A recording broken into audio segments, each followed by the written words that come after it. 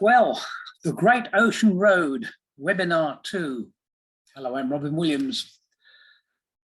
In this webinar series, we will be focusing on coastal change and impacts along the Great Ocean Road. For millennia, this area has been and remains a rich spiritual, cultural and material resource and home for its indigenous owners, the people of the Wetlands and the Eastern Maar.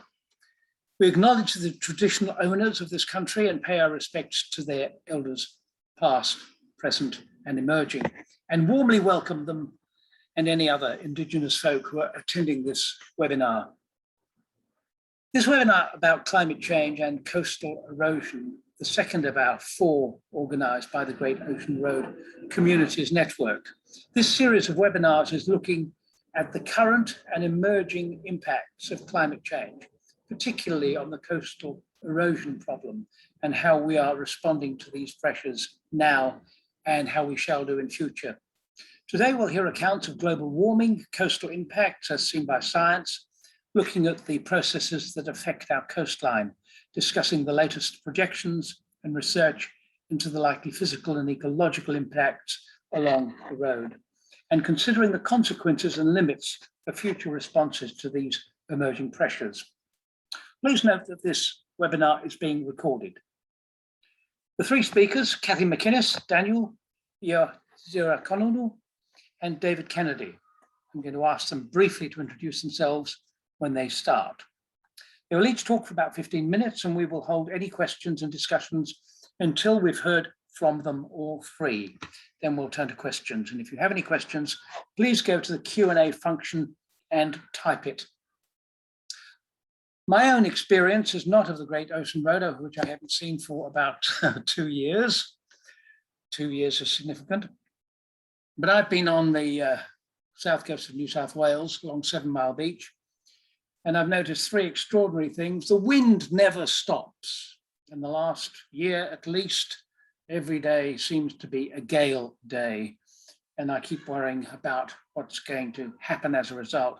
Secondly, the rains, the storms have been extraordinary. And on one occasion, a few months ago, in fact, many months ago, there was this gigantic downpour, which made the Shoalhaven River overflow and carry what seemed like an entire forest down into the ocean. And we woke up and found 7 Mile Beach covered in thousands and thousands of trees, most of them burned. You've never seen such a sight like this. And thirdly, beaches that were nice and gentle and stretching out for a long way disappeared. And we now have 3-meter cliffs of sand and then straight into the water. I mean, I've never seen such a change. But the Great Ocean Road, of course, is quite different in many ways. And so we'd like to hear about it from now on. I introduce the first speaker. Kathy, introduce yourself, please. Hi, I'm Kathy McInnes, and I'm from the CSIRO Climate Science Centre, and I lead a group called Climate Extremes and Projections. And as the name suggests, we do research into current climate extremes and how they'll change in the future due to climate change. My main interests have been in coastal climate change, and over the years I've served as a lead or contributing author on several IPCC assessment or special reports. So today I'm going to give a big picture view of what climate change means for the Australian coast. Okay. Perfect. You see them now? Yeah. Sorry. Yeah, so I'm going to focus on the big picture, and I'm just going to talk about temperature increases in the ocean, changes to ocean chemistry, sea level rise, and changes to weather and circulation, which influence extreme sea level events. So starting with temperature, we know from with accumulating greenhouse gases in the atmosphere that changes the Earth's energy balance. It traps heat into the climate system, and most of that heat, 90% of that excess heat energy, ends up in the oceans. What I'm showing in the top middle slide is actually the latest projections from the IPCC of global average temperature, so that's surface temperature. And when we develop these projections, we work on future scenarios. So of course, this is scenarios of how human behaviour will evolve over the next decades. Key to note here is that the bottom two blue scenarios, these are the scenarios we're aiming for with the Paris Agreement to limit global warming to 2 degrees or even better, 1.5 degrees. And the dark red scenario is the scenario that if we were to do nothing and continue along our current trajectory, this is where we would end up in 2100 with global temperature increase of around 5 degrees. Now, as I've said, most of the heat energy trapped in the atmosphere ends up in the ocean, and it's not an even increase in ocean temperatures. So the figure on the far right just shows, based on some earlier projections colleagues of mine and I did a few years back, how sea level rise changes, how sea surface temperature changes in the future. And you can see that there's a real accumulation of warm water off the east coast of the continent. And this is partly due to the strengthening East Australian current bringing warmer waters further south. One of the primary greenhouse gases is carbon dioxide, and as that about 30% of that's being absorbed into the oceans, what that does is dissociate and form carbonic acid, and as carbon acid levels in the ocean increase, that reduces the calcium carbonate availability to organisms that require carbonate to form their exoskeletons. So it has a very significant impact on, or potential impact on, marine organisms. And so as you can see under all those scenarios, acidification is, well, pH is dropping, which means oceans are becoming more acidic. Although if we can stick with the Paris Agreement type targets, we will see that sort of reined in towards the second half of the century. Another consequence of warming oceans is thermal expansion, and that's driving sea level rise, along with the melting of glaciers and ice sheets, such as Antarctica and Greenland, and a smaller contribution from changes in water storage. Similar to ocean temperature, sea level is not level across the oceans, and different factors contribute to that, such as weather and climate patterns, warm and cool ocean currents, and changes in gravity. And the diagram on the right just shows in the Australian region how much variation due to thermal expansion that we get. And that's, again, driven by the warm East Australian current, which drives higher sea levels down the eastern seaboard of the continent compared to elsewhere in the nation. I mentioned gravitational change. So the large ice sheets, the large masses of water on the ice sheets of Antarctica and Greenland actually exert a gravitational pull on the ocean. As they decline, as they melt away, that gravitational pull relaxes. Sea levels that were drawn up to the coastline start to relax away, and that means a greater sea level rise in the far field on the opposite side of the Earth. And of course, in our region, that maximisation really occurs across Northern Australia and into the Pacific. So it just means that we would have slightly greater rates of sea level rise due to that effect if Antarctica and Greenland, or as Antarctica and Greenland decline in mass. So the global sea level projections from the latest IPCC report are shown in the figure at the bottom here. And again, it's for the 5 marker scenarios that we work with. But notice here, this time the IPCC has produced a much higher sea level rise scenario. And that's a very low probability. So the quantified ranges from our models are what are shown by the 5 coloured lines, and they represent the 5 to 95% of all the models that we run. But we are aware that outside those the 95% range, there's a possibility that if Antarctica was to go into rapid decline, it could start to contribute a lot more to sea level rise. And so that's what this low probability but high impact scenario is representing, that could lead to sea levels closer to 2 metres by 2100.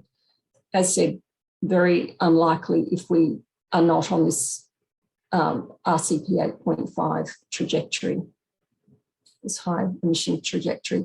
But it's also important that the endpoint is not 2100. Sea levels will go on rising for centuries to come. And by 2300, although the uncertainty is very large, under the Paris Agreement target, we could be seeing sea levels of around 0.5 to 3 metres, thereabouts, and 2 metres to 7 metres, but not ruling out even higher, up to 15 metres of sea level rise by 2300. Again, this relates to the uncertainty around the Antarctic ice sheet loss.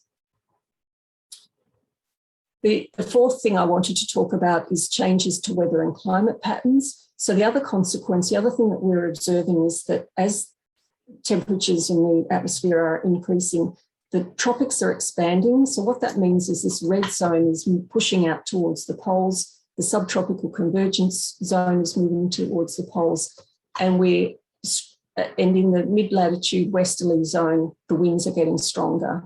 That's to conserve angular momentum. And what that means is that our wave climate is getting stronger, and I'll talk about that in a moment.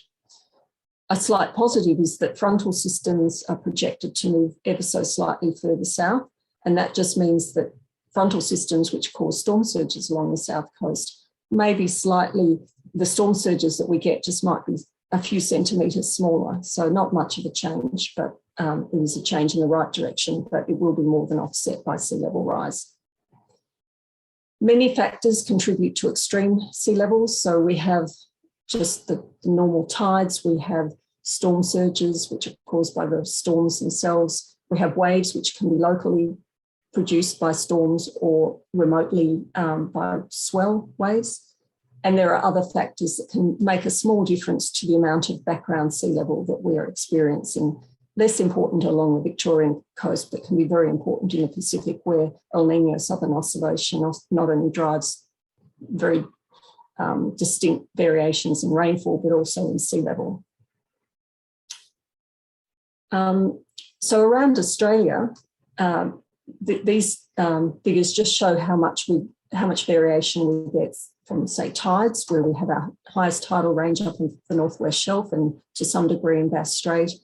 Waves, which the highest waves occur along the south-facing southern coastline, and storm surge, which tends to maximise, storm tide, I should say, up on the northwest shelf because of both the tides and storm surges tend to be quite large there. But if you put all of those together, this is what a 1 in 100 year storm tide that includes wave setup, so the wave factors on coastal extreme water levels looks like. And you can see that it really increases the magnitude of extreme water levels along the south coast when we consider the wave effects. So let's just break some of that down into some details. Other factors that contribute to extreme water levels at the coast do include the bathymetry, so the shape of the coastline can affect how much of these different contributing factors play out at the coast. And also, whilst not so important along the Victorian coastline, but vertical, well, possibly in the east, but vertical land movement is an important consideration if we're thinking about sea level, because it's the relative sea level rise that's important. So if the land is subsiding because of a lot of groundwater extraction and what have you, that means that the amount of impact from sea level rise will be greater. And there can be multiple factors that contribute to that. So tectonic activity, groundwater or petroleum extraction, sediment compaction, and so on. So just moving, sorry. I did just want to talk about the frequency of experiencing extreme water levels. So that very much depends on how variable are extreme water levels that we already currently experience, because we tend to plan for the water level climate that we already experience. So on the left, we've got a very variable climate, on the right, a not so variable climate. And what happens when we have sea level rise is that the exceedances of thresholds that we prepare for are very different. So we have much greater exceedance of thresholds in the low variability climate than we do in the high variability climate. And what that relates to is, say, a 1 in 100 year event suddenly becoming a 1 in 2 year event, whereas in a very variable climate, the impact of sea level rise may not be felt so acutely. And so in the situation on the right, you might be just talking about high tidal inundation, whereas the situation on the left, you're still talking about needing a storm surge event to really drive home the impacts of sea level rise. So how is our climate projected to change? This is wave climate change based on a number of global wave climate models. And basically the current climate significant wave height is shown on the top left, showing that the highest waves are in the Southern Ocean. The changes under two different emission scenarios, but let's focus on the right-hand one, is shown on the right, and that shows that significant wave height in the Southern Ocean, as you would expect if winds are going up, is also going up. But the other factors to consider are also direction change, because that's very important for coastal sediment transport, and we're seeing that the wave climate is becoming more southerly because of the greater role of ocean swell on our wave climate, and wave period is getting longer. Again, it's reflecting that the waves are travelling further before they get to us, but they are important when you consider the coastal impacts as well. In terms of the frequency of extreme sea levels, this diagram is showing where it's purple, it's saying that the 1 in 100 year event is becoming a subannual event. So getting back to that frequency figure I was showing a while ago, we see that by 2050, it's mainly the equatorial regions that are showing up as purple, where what was currently a 1 in 100 year event has suddenly become experienced every year. So it's like high tides are starting to cause inundation. But by 2100 on the right, we're starting to see that really play out on the southern Australian coast. So that's just sort of showing the emergence of the impact of sea level rise on extreme water levels. So what are the impacts? Well, obviously inundation, and in urban areas it can be overland inundation, but also underground inundation, because if we have a gravity-based drainage system, backwater effects can start to inundate the urban landscape, and that can be important in suburbs of Melbourne, certainly. And this, in fact, is an example of just that kind of effect taking place. We all know about erosion, and we'll hear more about that from the later speakers. And the other thing is groundwater effects. So as sea levels rise, it pushes moves the water table up so that you can get groundwater inundation, and it also moves the saltwater, freshwater wedge further inland so that you can get salinisation of groundwater in that coastal margin, which can then have effects on the coastal vegetation and ecosystems. Another important thing to think about is compound events, which is one of the things that's concerning about climate change, is that we're likely to experience impacts from multiple types of events, which are all eroding the resilience of coastal communities to cope. And we've had multiple examples. We only have to think back to bushfires and things like that we've had in recent years, and some communities have still not recovered. But the compound events are complex. They can be preconditioned. So you have a drought, then you have a really bad bushfire season, or you have a very wet winter and then you've got very wet soils. And so it doesn't take much for runoff to cause floods. They can be temporally occurring in compounding, or they can be multiple simultaneous events, and they can be spatially compounding. But the important thing is that it does erode resilience of coastal communities.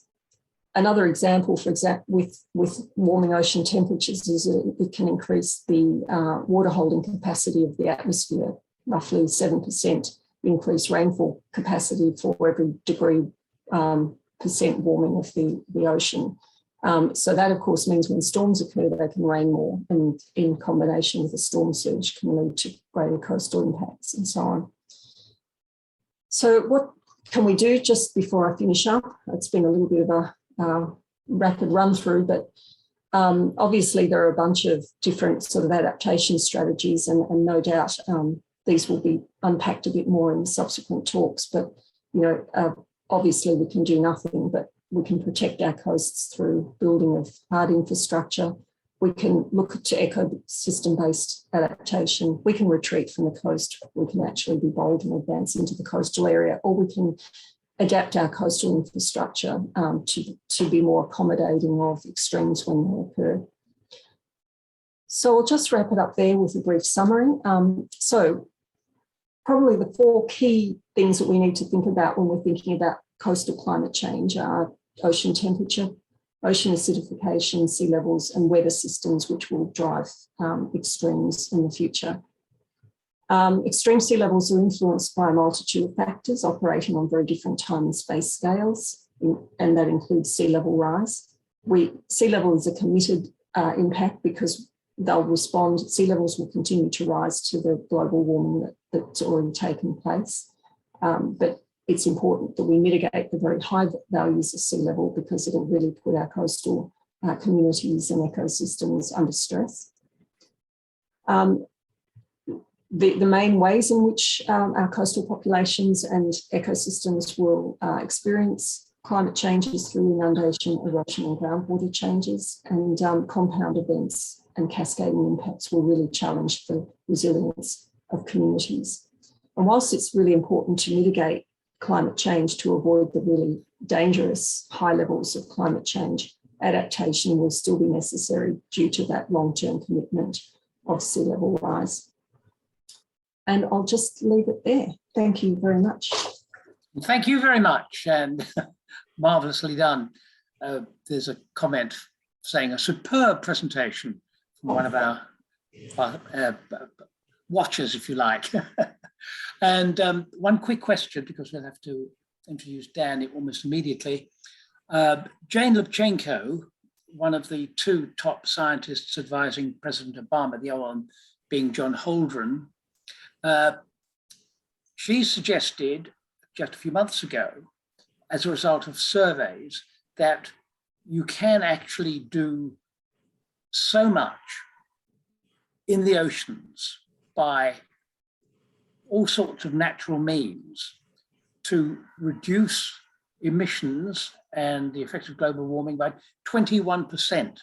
So even though you have a most incredible number of factors piling up together, as you can see from your presentation, there are ways of getting success if only people concentrated and got to learn what the marine science can tell us. Would you agree with that? Very definitely. The oceans are a vast source of energy, so we can be exploiting blue energy, I guess, from the oceans. We can be using the oceans for food sources. We can be greening the oceans because they do uptake a lot of carbon dioxide, and so in fact there's a lot of efforts going on now. University of Tasmania are sort of in a partnership to try and look at ways in which we can build offshore structures and exploit the energy, renewable energy resources, food production, as well as an environmental sort of sink for carbon dioxide. Yeah. So on. Yeah. Indeed. Thank you very much. The startling thing about some of the information that you presented then was I was reminded of the fact that some of the water, the currents are so extensive globally that you can have Arctic water being found in the south and vice versa. The stuff really does move around most dramatically. Yes. Dan, please introduce yourself and go away and present your wonderful ideas. Hi everyone, thanks Dave for that. My name is Daniel Ierodiaconou. I'm an Associate Professor at Deakin University Warrnambool campus. I'd like to start by acknowledging the traditional owners of the land, the Gunditjmara people that I am on today, and pay our respects to the elders past, present and future. What I thought I'd do today is look at these impacts of coastal erosion and climate packs, and particularly focus on our amazing marine ecosystems, these amazing assets that we have in our waters along the Great Ocean Road.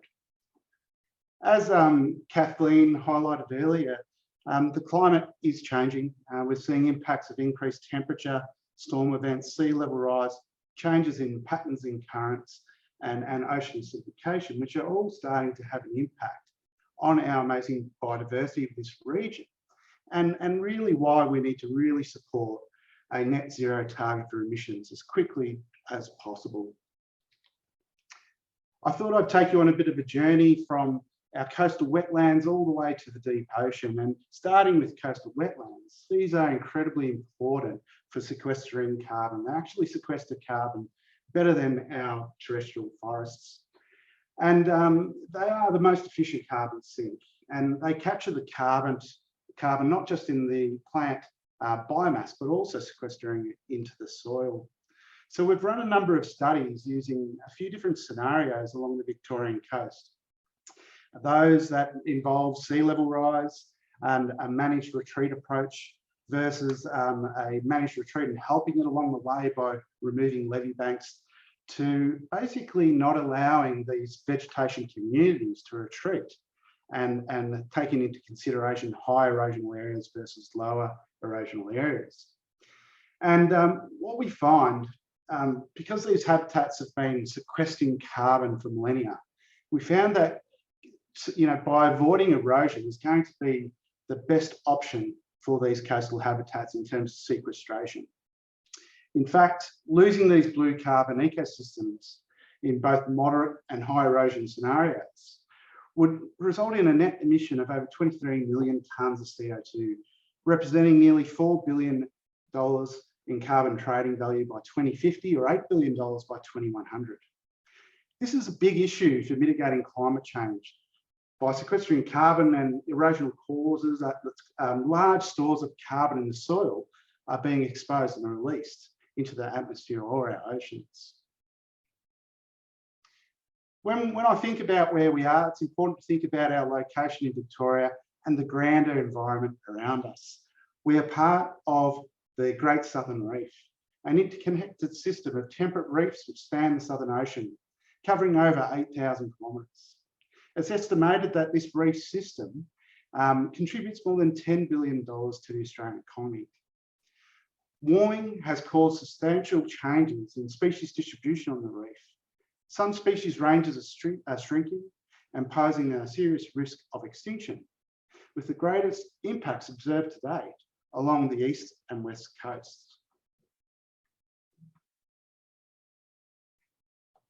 When most people think about the Great Ocean region, they think of our iconic landscapes, like the 12 Apostles. But I can assure you the marine landscapes are equally as impressive. Being a shallow sea at lower sea level stands, the region was once part of the terrestrial landscape, and through our seabed mapping technologies, we're seeing these ancient headlands, river systems, and coastal formations that are now submerged and would have been used by our traditional owners. These features are now important components of our marine system, supporting high biodiversity. And a lot of our work is focused on documenting these important baselines, so we can understand how they're changing into the future as we have a changing climate.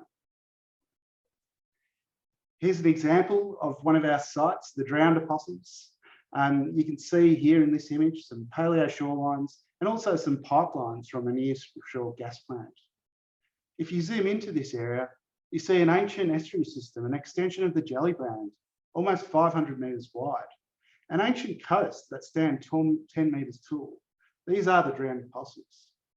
And these features are incredibly important in terms of biodiversity. And this is what it looks like on the Drowned Apostle. Absolutely stunning, and I think rivaling the Great Barrier Reef in terms of its beauty, and most likely in terms of its diversity. A lot of the species here have yet to be described. And not only are they important in terms of biodiversity, we are also a carbonate factory along this section of coast. And a lot of the sediments that we see on our shore are made up of the breakdown of animals. And they are important in terms of sediment supply to our beaches. So how do we do it? How do we get this information about where all these habitats are? Well, we can use lasers from aeroplanes and boats with sonar systems. And here's an example of some mapping that we've done across the Great Ocean Road region. From this data, we're able to pull out information like the extent of reefs and also sediments. And this is really important because these sediment compartments, the sediments offshore, are tightly linked to what happens on our coast. In fact, sediments can be moved all the way down to the wave basin in this area, possibly down to 80 metres of water. What we can also do is collect biological data. What we can also do is collect biological data on the extensive important habitats like these kelp forests, which are the biological engine of this southern reef. They're the powerhouse that supports habitat and rich food sources for our coastal ecosystems. Here you can see locations of tow video data that we've collected across the Great Ocean Road region and observations of this important kelp forest. We can use this information to model the distribution of kelps and tie it to important oceanographic parameters, such as wave energy and temperature and the seabed structure as well. When I think about the best biological data and time series to understand change in our region, I really think about the amazing data that we have in our Victorian marine parks. What you can see here is an image on the left-hand side showing where we actually undertook rock lobster surveys in one of these marine parks, the Point Addis Marine Park, in fact. We found over 4 times the biomass of rock lobster in the park, and you know, quite amazing compared to outside. But we have seen issues occurring in these parks. For example, we've seen loss of Haliotis abalone habitat decline over a 16-year period. And I was interested in Jeff's comments yesterday about sanding of the Point Addis region off Point Erosional. And what we're seeing here is a lot of historically suitable habitat for these species has been inundated with sediments and has been lost. We're also seeing decline in these important habitat forming species such as Eclonia radiata, the golden kelp I showed before. And we think this has been linked to changes in sea surface temperature over the region. Most of our historical records are limited to relatively shallow water, and it's only until recently, using remote technologies, that we've been able to get a better understanding of the biodiversity value in deeper waters. We can rapidly survey large areas, in this case over 181 deployments, where we identified over 85 species from 51 families. And what we were able to find with this type of data is in over the last 6 years at least, the fish diversity has been quite stable over this region. Not only that, we're able to look at the seascape, the seabed structure, overlay our species and information on the oceanography, and develop models on species richness for these species. And this is really important for identifying priority sites for monitoring through time. And we've been able to do this across the entire state. And that's really giving us a bit of a window into what things might look like in our particular region in a changing climate. We don't have to go too far.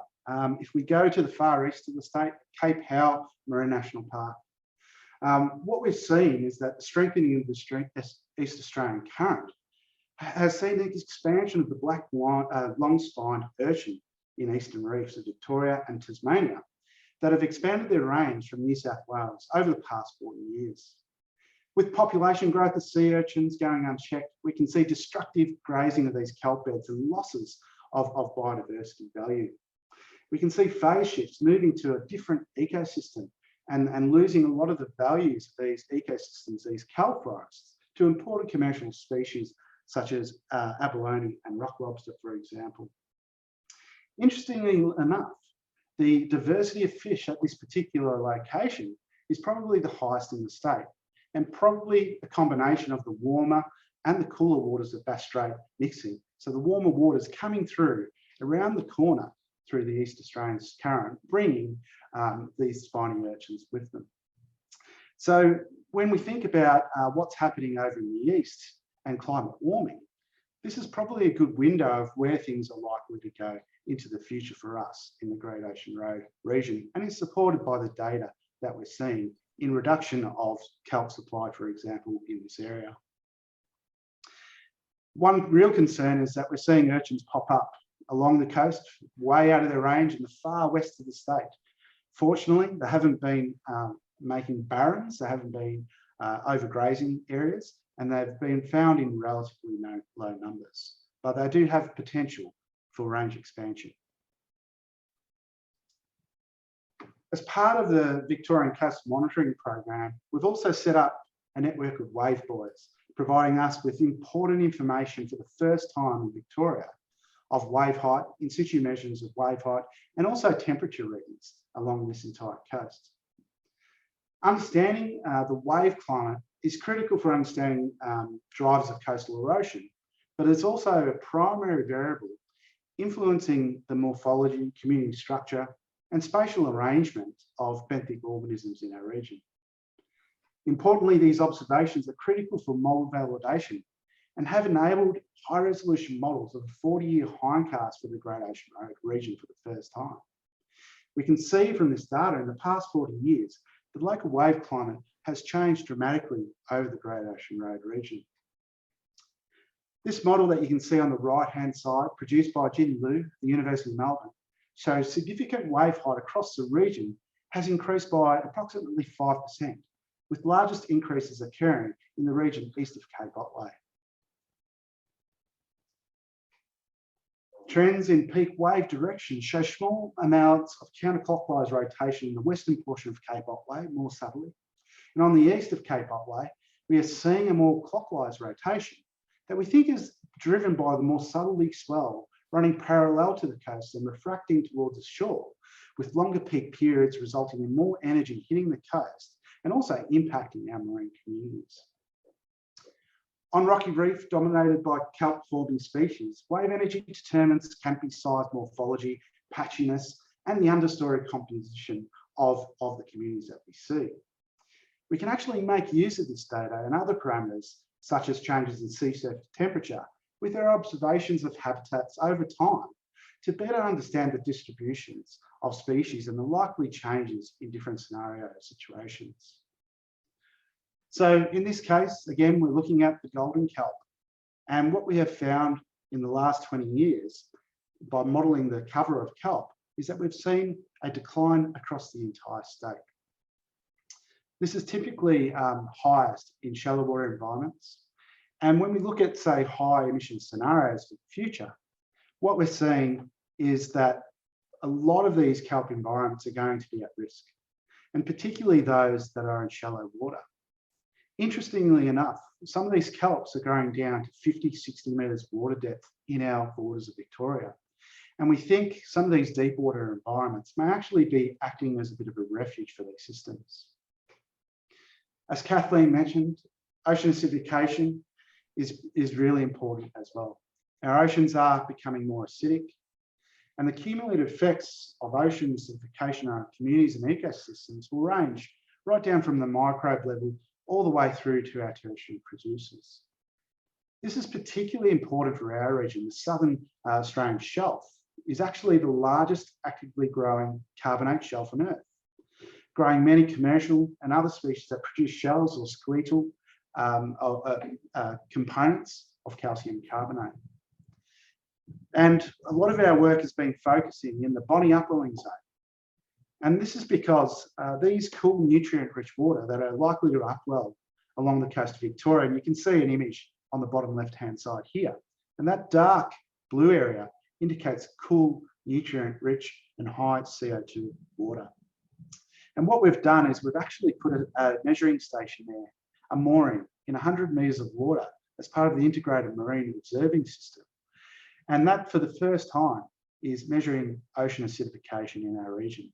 And what we think is really the canary in the coal mine for us, for our Victorian coast, of the likely changes to come. Not all species will respond the same way to ocean acidification. Some will have greater resilience, but as ocean acidification continues to worsen, we're likely to see the impact expanding and biodiversity declining. Also, considering the reduction in marine calcification by ocean acidification, the combination of high rates of carbonate dissolution and reduced rates of calcification in these temperate reefs and other carbonate sediment environments may actually impact our sediment loads that are contributing to the beaches and sand that we see on our coast. So, and this is really important in particular for the Great Ocean Road region, where when we look at the makeup of our sediments, our marine sediments, some have a carbonate content as high as 90%. So likely changes in ocean acidification are going to have impacts on sediment production and supply along our region of interest.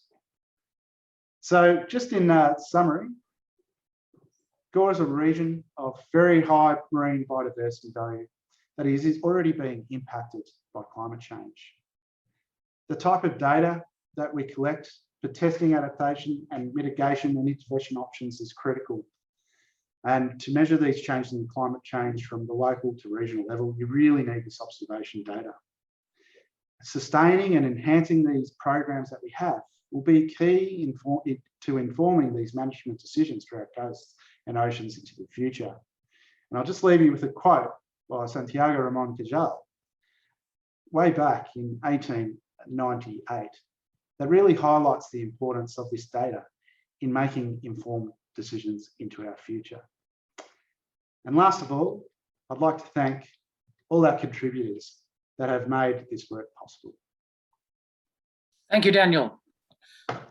Now, to make most of time, let's go straight to David Kennedy for our last presentation, and we'll have questions after that. Thank you. Thank you very much, Robin, and rather an honour to go after such excellent colleagues, Kath and Dan. And in terms of the great stuff that we've already heard, as Kathy said, we've given the data in the offshore.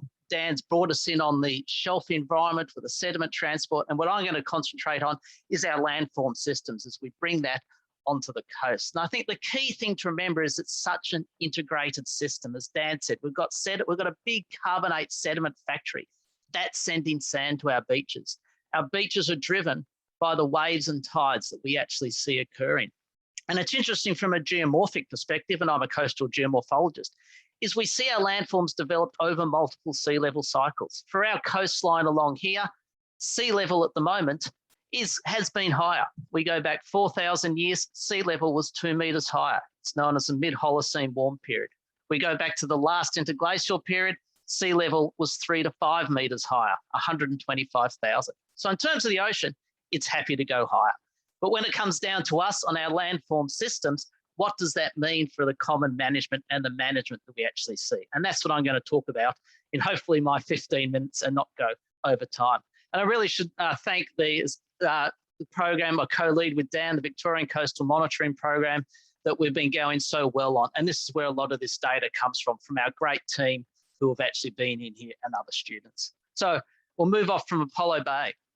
So effectively, when we see the coastline, and we heard about this yesterday, is what do we actually see? We see images such as this, Collaroy, North Narrabeen Beach. You see this photo all the time, impacts of a storm back in 2016. We see in Apollo Bay with the car park as you come into town just last year, the storms of last year, we see erosion, we see events, we see beaches doing something. And even in the Geelong Advertiser, pinched off the web, not quite sure what the date, we see beaches occurring and we see erosion, and this is always taken, and it's often taken, sometimes incorrectly, sometimes correctly, but this is the evidence of climate change. But the critical thing we've got to see when we look at our landform systems is, well, what is driving that? What are they actually responding to? And that's what I'll concentrate a bit on the talk today. Because effectively what happens, what links these photos when we see our beach system? And one thing we see a linking, we're down near Torquay in the case here, is the one difference which links those photos, which isn't occurring here, is the infrastructure. What happens, and a lot of what we see is when we build on the beach, and that's what we're doing even under today's climate.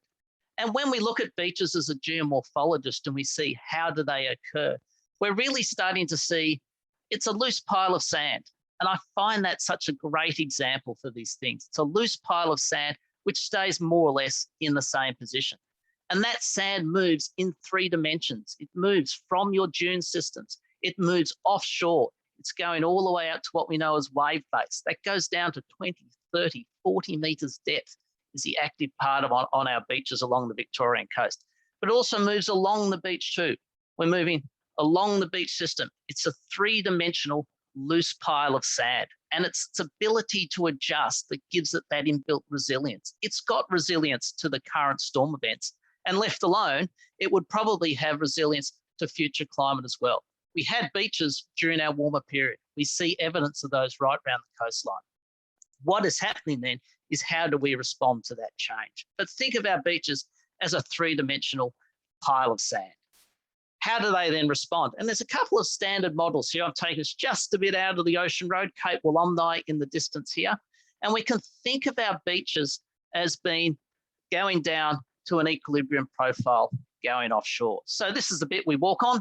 We're on a tiny bit up here, but our beach is extending all the way down to what we say is wave gates. So for a sandy beach, the bit you walk on, the bit you play on, that's actually just a small proportion of the beach. Most of that beach is actually sitting underwater, and that's a critical part to how they respond. So how do they respond? In a simple model, we have higher sea level, and Kathy gave some great information on storm surges. They're the drivers of change on the Victorian coast. It's the storms will do the changes rather than incrementally. Millimetre of sea level rise on our coast in the short term doesn't mean anything. It's the storms. They're the ones that drive the change, and that's key. So when we get a higher storm, waves can reach higher up on our beach face. They go into the dunes, and that sand is transferred offshore. The beach is adjusting. It's reducing that amount of energy. It's that loose pile of sand. It adjusts itself down to remain in the same spot. When the storm wanes, our sand moves back on shore. And this one here, so our net movement is offshore. We flatten the profile out. But what we see under areas of more rising sea levels, or where we have accommodation space where the beaches can move, we actually have another response. And the first one is called the Braun Rule, a very simple model. And this is really critical. This underpins 90% of engineering solutions to climate change, the Braun model. For what's known as another one, the Davidson-Arnott model, is rather than all the beaches going offshore, where you have space, sea level rises, we can then overtop that beach. So our sand goes from the beach and moves inland. Our beaches want to step themselves up. That's how they responded to climate change as we came out of the last glacial maximum. The last ice age, 23,000 years ago, sea level is 100 metres below present. They're the shorelines Dan was showing. Sea level marched up, and our beaches, in most cases, marched up with it. So the beaches can adjust, but they need that pile of sand. They need that capacity to allow that inbuilt resilience to maintain themselves in that position. So the question, of course, so our net movement of sediment is inland. Of course, the question that then comes in this space is, well, what's the time frame? Here I am at the mouth of the Aire River, photo taken about 5-6 years ago now, from memory. What happens when we look at this beach system? How can we say, what's that level of response? Where's that sand going to go? What's that timescale? And unfortunately, in this talk, I can't give you an exact answer, but I can give you an idea on what we need to do. And this is what we're doing through that Victorian Coastal Monitoring Program. So when we look at beaches, and this is an example taken, I use this in almost every talk I do. It's one of my favorite diagrams, and I can't claim credit for it. This is courtesy of the Defence Force Academy cadets doing their annual surveys down on Maria Beach. But what we're seeing here is almost a 30, it's continuing, there's over a 40, 50-year record now of beach volume change. So we've got beach volume here, we have time along the x-axis. So what we're seeing is the beach moving up and down, an individual storm. Every time there's a bigger wave event, sand moves into the surf zone. Sometimes it overwashes. We see that more in Gippsland. But each storm event does something to the beach. It's that loose pile of sand. 1974 storms, we had a big event in that, one of the biggest ones on the East Australian coast. It eroded half the beach. It went off into the surf zone. 10 years later, we get back to 84, it came back. So that's what we think of our beaches. These are the natural cycles. And this is the really critical area when understanding coastal change and responding to it. Because if you respond the wrong way, in usually hard infrastructure, on a storm event, you've removed that resilience. You've forced that system out. And that's really important. We have to keep those beaches maintaining their ability to adjust. So the way I like to think about beaches is think of them like a dog's tail. The beaches are constantly waving. They're constantly moving where they are. But your dog is much in the same point. What we want to see with climate change is that dog's tail, what we call our beach envelope. In the case here, we're looking at about 5 to 7 meters vertically, 200 meters movement of sand. That's what we're talking about. Is that dog, whoops, hang on, sorry about this. Is that dog staying in the same point? Or as we adjust to climate change, is our puppy heading inland? That same area is going, and that's the critical response within looking at beach systems, is saying when we get an erosion event, erosion is natural.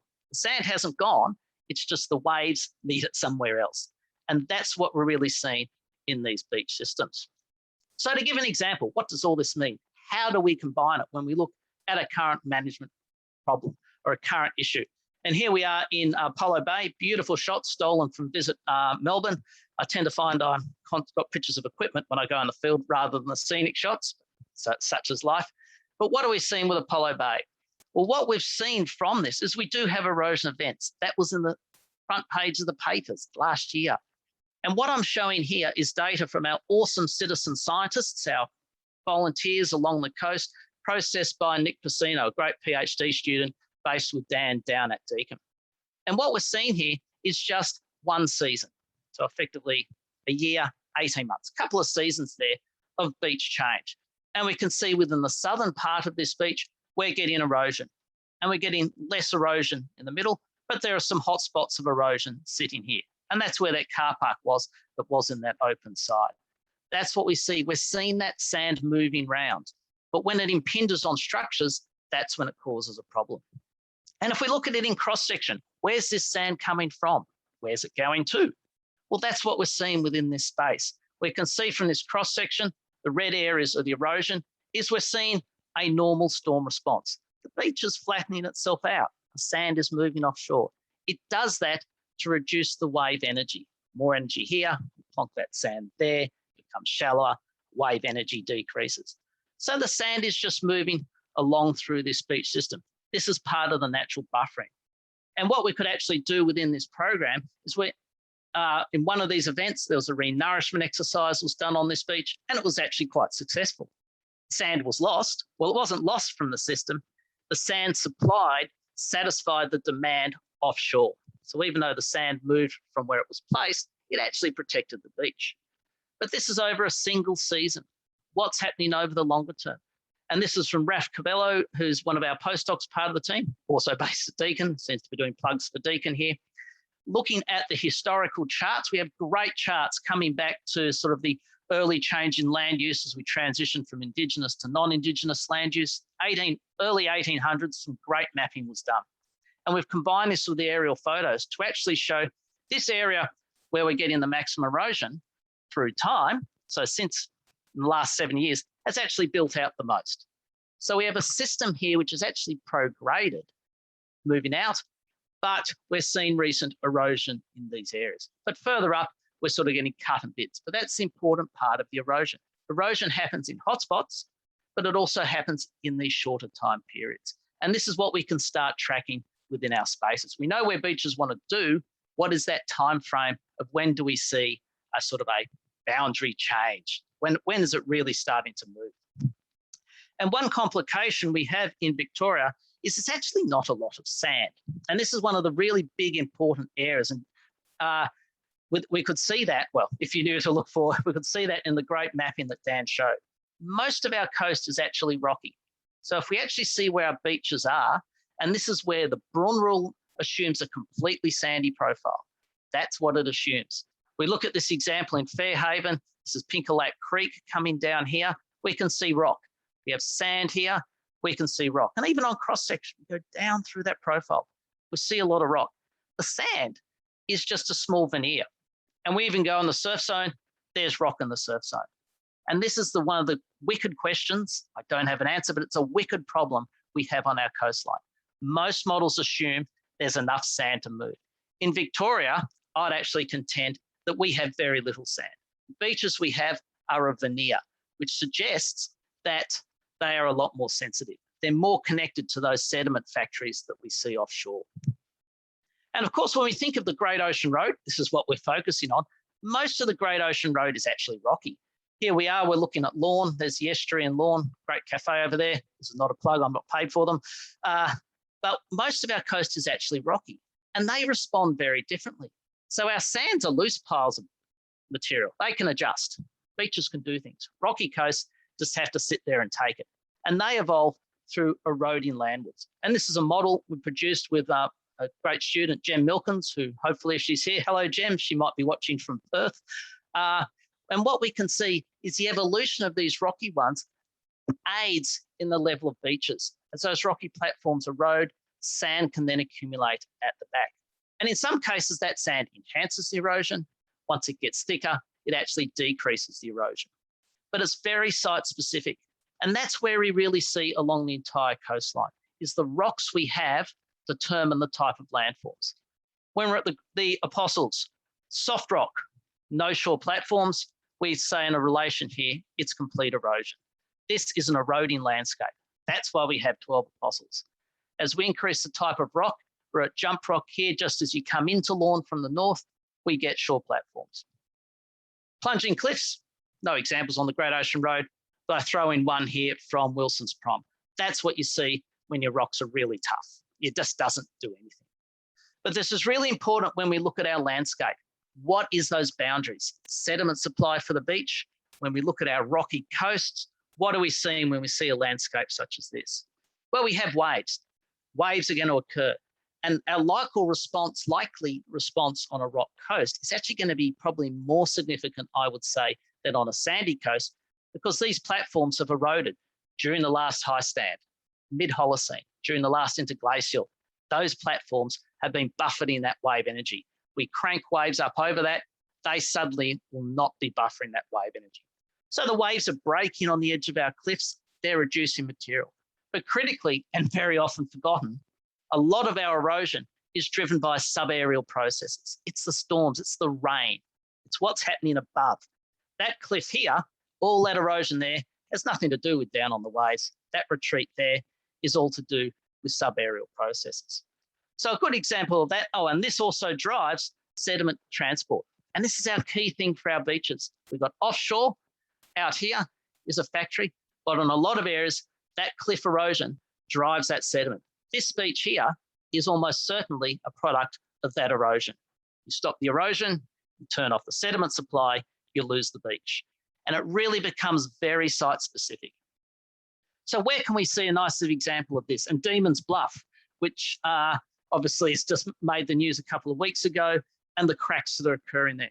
It's a soft cliff. It's down in that 12 Apostles. It's actually softer than the 12 Apostles, because we know that, because we don't have Apostles. It's a really soft material. And this is slowly, so this is our citizen science drones, 2018. We're looking at this crack coming along here. 2019, we're in August. 2020, in this space here, we're seeing that crack open. The material is being derived from the bottom, but in the case here, it's actually going to be the rainfall infiltration going into that crack is driving that landform instability. This is inherent. This is a erosional landscape. And I'll just shift completely off to give a nice example of how this can affect coastal management. So we're on some of the same type rocks in New Zealand, and I'm pretty close to the end now, and we're looking at a big area along here. And we have a similar, we have a beach and we have muddy cliffs. Here's the current road, that's a previous road, there's the markers from a road going, and there's a couple more going down that stage. Through time, that road is now eroding, and we can move through and see the road disappearing. Interestingly, you'll see in 2003, a seawall was built along the base of that road to stop this erosion, but fundamentally forgot the process that was driving this was subaerial. It's the rocks. So I've got a friend to take it in 2016, the road's no longer even there. And this is the fundamental area when looking at coastlines. We have natural systems. It's when the humans go across the top of those natural systems. Natural systems have variability. We're going to see that change with climate change. But there's another hockey stick, which I think is very often forgotten, and that's human population. And this is not population at the coast. We are restricting that natural variability. And our ability to adjust these systems to do from what would say is property boundaries is one of the big wicked problems that people have to face. Because we're back here at Pollo Bay. We've got rocks, we're on the dune, we're on the foredune. And I think that's a critical issue here. And one of the big problems that then still come is responding in a way that's in harmony with the environment that's there and not responding to a simple storm event. I think that's really key. They're dynamic systems. And I think for the Great Ocean Road, the challenge becomes whether we are having a Great Ocean Road with beaches or potentially a Great Ocean Wall case there. That walls and beaches, walls and cliffs don't necessarily go together. And I'm not saying that that's impossible. In a lot of areas, we will have to do that. We'll have to prioritise the infrastructure over the landscape. But in a lot of cases, when you say I've saved the beach or I've stopped the erosion, it's not the beach. They're dynamic, they have resilience, and that's my plug for beaches for the day. And I'll just finish off by thanking you there with a picture of our Karina Sorrell, who's just moved to Tassie to do her PhD on that, one of our great team of that one. So thank you very much. Thank you, David. And a quick question for you. We're all very reserved about geoengineering. However, I've got a friend called Herbert Hubbard at King's College, Cambridge. He's actually an Australian, comes from Bondi Junction, so he's okay. And he's done the mathematics of tsunamis because he was rather concerned about what happened in Sri Lanka, but worked on the basis that the places where there was least damage as the waves came in was where there was still reef.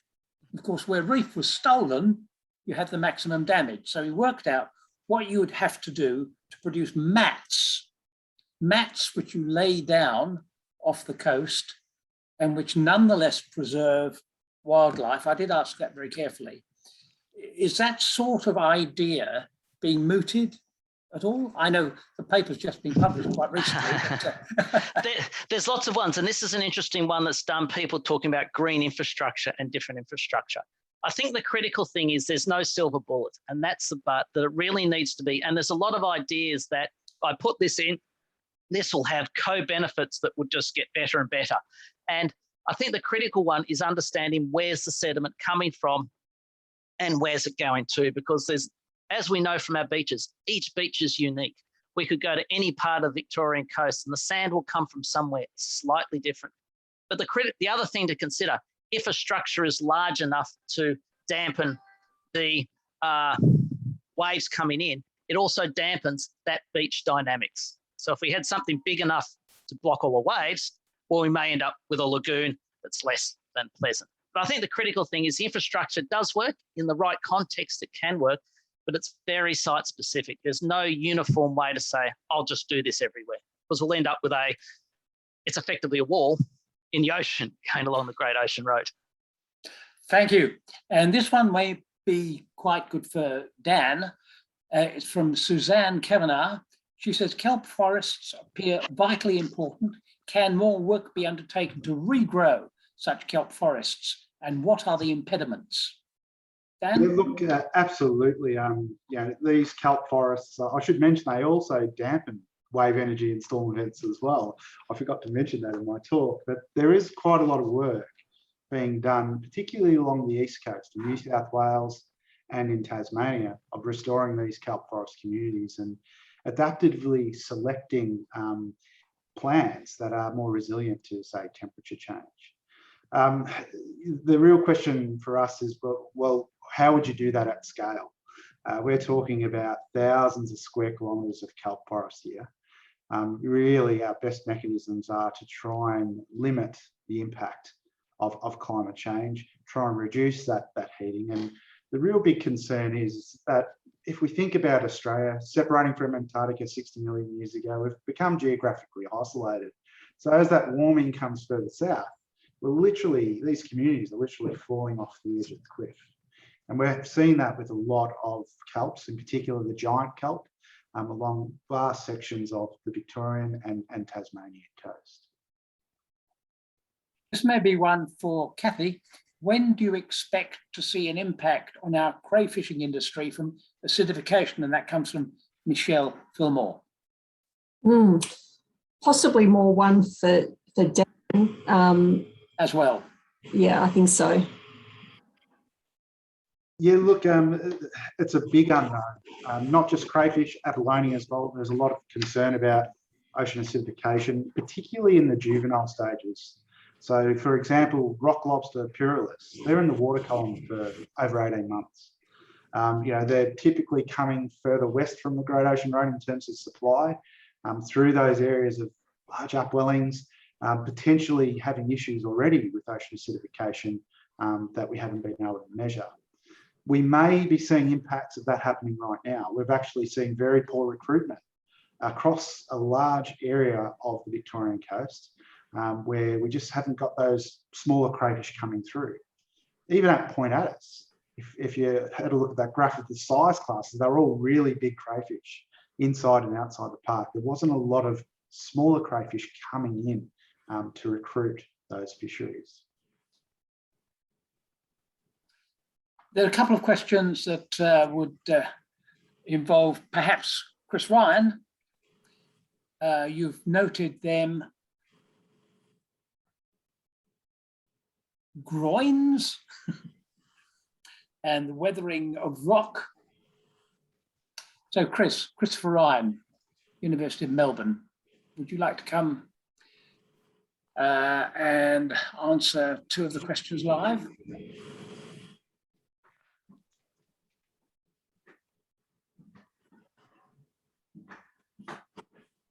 I can't make my video work because it's been disabled.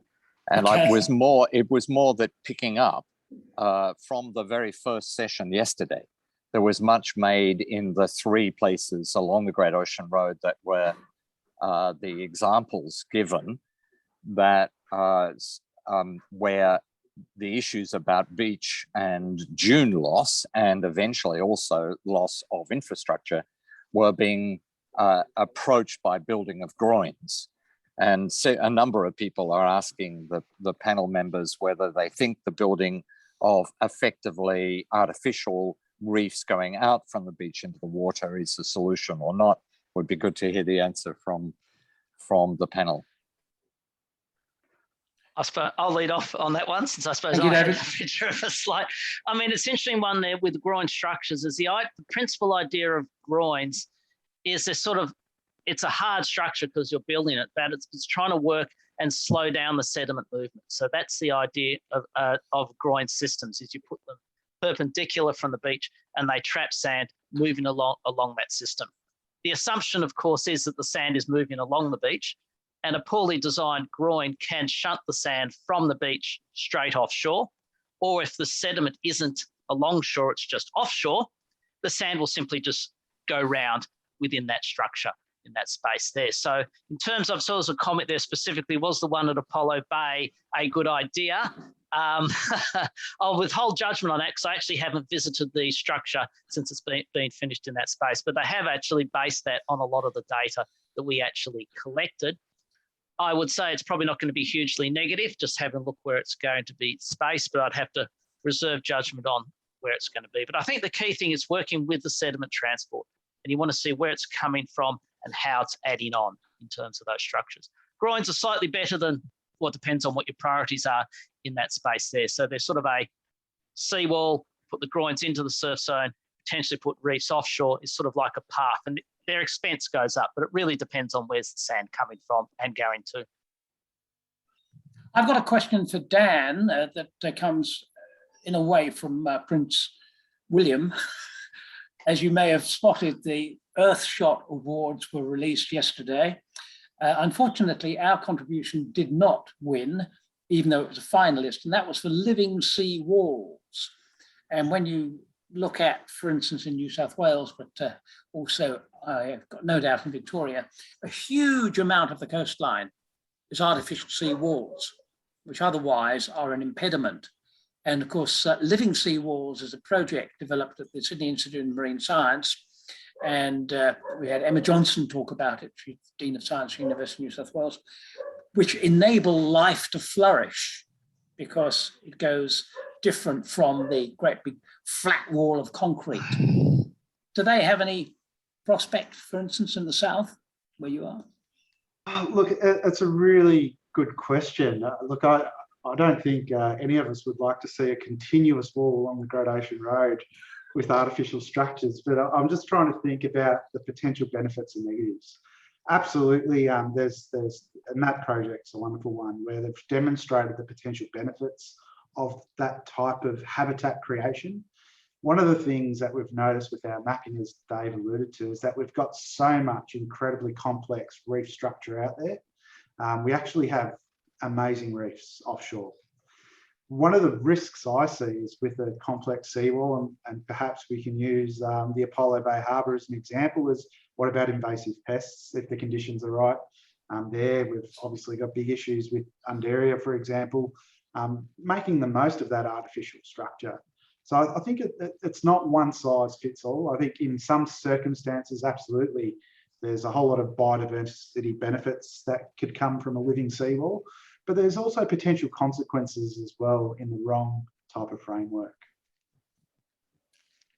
Kathy, well, in fact, all of you, but Kathy first, perhaps. It says from Anthony Boxall, for all the panel, I know it's not a very sciencey, well, I think it is, but from the knowledge of your field, what one thing really keeps you up at night about what you know and think needs to be acted on aside from reducing emissions that maybe isn't yet? You know, what's the one thing that stands out that you'd like to see being dealt with? About reducing emissions. Of course. Darn. So I suppose in my area, it is wondering around Antarctica and how it's going to respond in coming decades, because it potentially is a tipping point that we could cross. There are other tipping points in the climate system as well that are worrisome. So, gosh, you put me on the spot, Anthony. Yeah, look, I think it's just, you know, I think there's lots of opportunities out there, but in terms of things that, you know, dwelling on too much, I don't know. I just think, you know, getting to the world together to really act on emissions is probably the thing that I really think about a lot. You know, will we get there? Will we get there in time? And you know, do enough in time to stop some of the crossing points. And Dan, what you were saying before about the fantastic amount that, say, seagrasses and, of course, mangroves can absorb in terms of taking down carbon, I mean, that's quite extraordinary. Yeah, and that's a real concern for me, I suppose, when we're not thinking potentially of planned retreat and protection all the time, that some of these areas really need to be inundated, and we need that new habitat to grow and to sequester carbon to help us along the way. But that risk of losing those vast areas is going to cost us so much more. So for me, to answer Ant's question, it's probably recognition of these amazing environments, which Ant has had a huge part in with his work with parks and other organisations, and ensuring that the community gets to see those environments right at our doorstep that are world class. And, you know, how do we coordinate across a region like the Great Ocean Road that I think should be UNESCO World Heritage listed because of how amazing it is. So I think coming together as a community is going to be critical for that. Yes, well, as they say, we've run out of time. So thank you all three. And I'd just like to mention the third webinar in this series will take place this Thursday at the same time. That's 3 p.m. Eastern Standard Time or Eastern Summer Time. And we'll cover the social and legal challenges of adaptation. Looking forward to it. Thank you very much indeed.